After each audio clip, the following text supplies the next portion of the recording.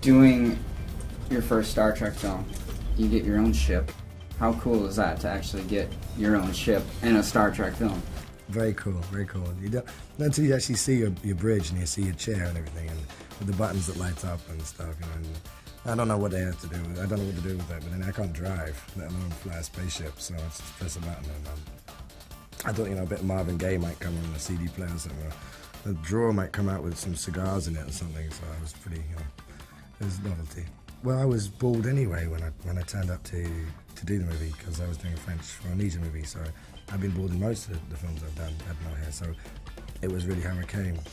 And I think in the original script they had a mane of blonde hair, and I don't think that was going to work, you see. But I was going to go for this little tramline here, like a Tyson thing, you know, but that last minute went out, and we stuck with just the shaven bullet look. Were you a fan of Star Trek before you did the movie? Not particularly, no. I mean, I always knew that it existed. Like, you know, like Levi's jeans and Coca-Cola exist. You know, you know that Captain Picard is the captain of the Starfleet and Starship Enterprise. Obviously, I don't know that now. It doesn't sound like I do. But you know who Kirk is, you know who Spock is, you know what the Klingons are. You eat Vulcans, you have an idea. It's just osmotically, it's in you. But I never followed the series, you know, not until I actually got the job, and then I managed to watch all the Next Generation stuff and all the films.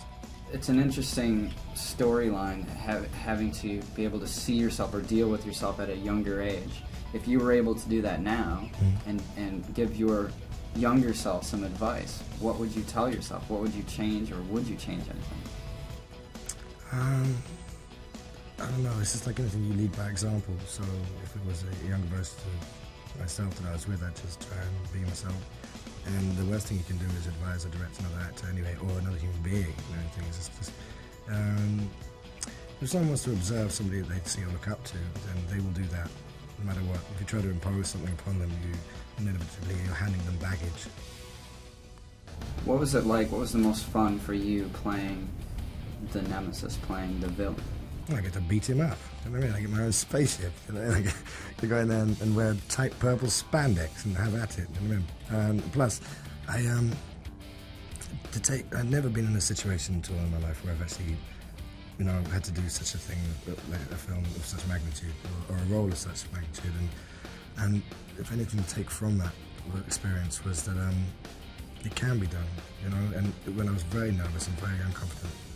And I still am. I mean, it would be wrong to be like confident because something will go wrong and you might not be able to deal with it. But if you're always in a state of alert, you know, what I will take from that is that it is possible, you know, to do something with what you have, the instrument that you are and that you use. And I'm just really thankful for the patience that people have to allow me to sort of develop within that arena, which is high pressured, and you know, obviously results have to be met. And they took their time out and gave me a chance.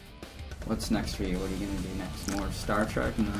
Well, I don't know. I asked Rick Berman on the set. I said, Rick, you know, any chance of like a sequel, you know, or something? He was like, no, we've had enough of your time. Thank you very much. But I guess we'll see. I'm still working on it. We'll see. I don't know.